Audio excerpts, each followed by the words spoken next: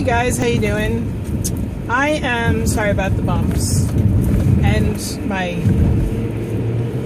charms. I keep charms hanging from my rearview mirror for luck and protection and all that kind of wacky stuff. Anyway, I'm getting on the Long Island Expressway. I am on my way to my second orthopedist analysis. I'm getting a second opinion. This one. I'm getting a second opinion. I have a copy of my x-rays. I have a copy of my MRI report. I have a copy of the referral from my primary care physician for the secondary orthopedic consult.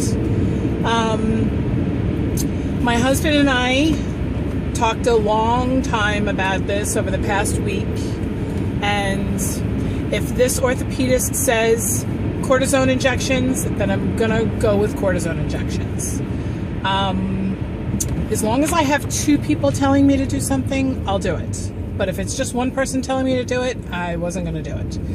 I don't know what I want out of this consultation. I had a moment of hope, a glimmer of hope last week. I told you guys I was working very little and my hip started to get a lot better.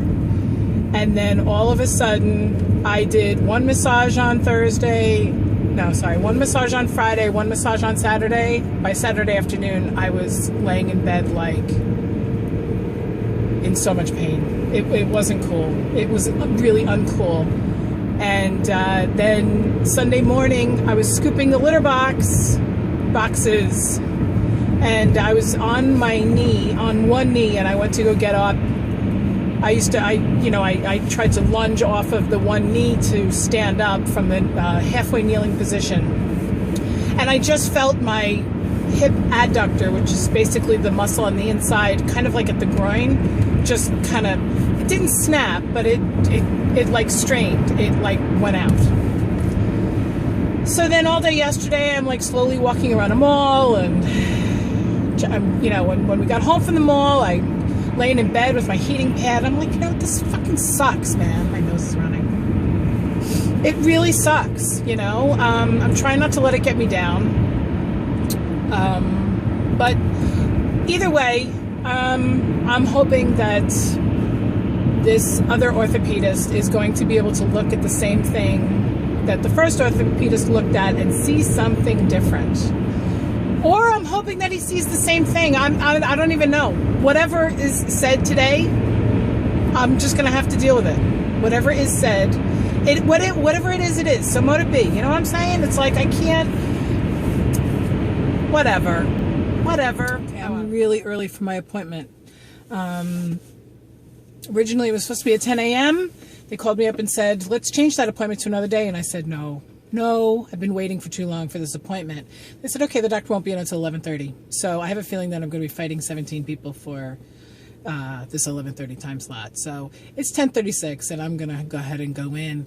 The one thing about this hip condition, it has taught me how to manipulate the system a little bit. Like, I know when appointments are going to take a really long time and when I'm going to be waiting a really long time. And I don't understand why these doctors cluster book like this. I mean, it's just, if I did that, I would lose clients left and right. But because what I do is not like medical necessity, and what doctors do is medical necessity, I guess they can get away with that. I mean, I have waited 3 hours. It should be against the law, but whatever. So I even, called them up when I made the appointment and said, email me all the forms. And sure enough, 6 forms needed to be filled out. I'm really glad that I did that in advance. And I've got a binder with all of my referrals, all of my paperwork, my blood work I have in there. I have my MRI report. I've got everything in my handy dandy trusty binder. It's my medical binder. I have become one of those people, and I really don't like the idea of that. I understand that people who have diabetes or, chronic fatigue syndrome or hemophilia or, HIV or something like that, like they need to keep all these records. There's nothing wrong with me. It's this structural problem. I'm hoping that it's done soon. And thank gosh, I'm a Virgo because I keep track of everything. I did my taxes last week and my accountant complimented me on my record keeping. I really should have been an accountant. Anyway, I'm going to go ahead and go in now, and I'm keeping my fingers crossed that, like I said, I don't know. I don't know what I'm looking for. I don't know what I'm hoping for. All right, I'll talk to you later. Bye. Okay, it looks like I'm getting hip injection in 2 weeks. My husband's going to come with me. The needle's this long. He said that I would not feel the injection in the joint as much as it would just be pressure. Have you heard that before? Oh, there's a little pressure right here, a little pinch. He said that the Novocaine that they use is going to be more painful than the injection needle. So, okay. He was more informative and more sympathetic, not just, oh, poor you, than any of the other doctors that I've seen. He looked at my MRI report very closely. He looked at my x-ray very closely. He did an evaluation of the movements in my hip, both assisted and non-assisted. I like this guy, plus he's slightly cute. Just slightly. I'm going to go with this guy. I'm going to stick with this guy for now. And he even wants a copy of the films from the MRI. He's not just satisfied with looking at the radiology report. He said, I might be able to see something that the radiologist didn't see. And it's not, a diss on the radiologist. It's just that he looks for different abnormalities that the radiologist may not have ever seen. So the fact that I have this cartilaginous tumor, whatever it is, on my femur, it's hard to believe that that's not involved with something. He also wants me to go get this cyst removed from my ovary.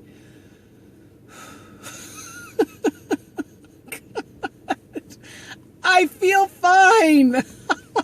I'm like a sick person, but I'm not. I'm not sick. Thankfully it's all structural. Thankfully nothing is systemic. Thankfully I don't have blood problems, organ problems or whatever. I mean, I guess a cyst on my ovary is an organ problem. My mother had cysts on her ovaries, and she had a full hysterectomy when she was 32 years old, 35, I think. But I was checked out for all that about 3 or 4 years ago because I was having some problems. That's another whole video.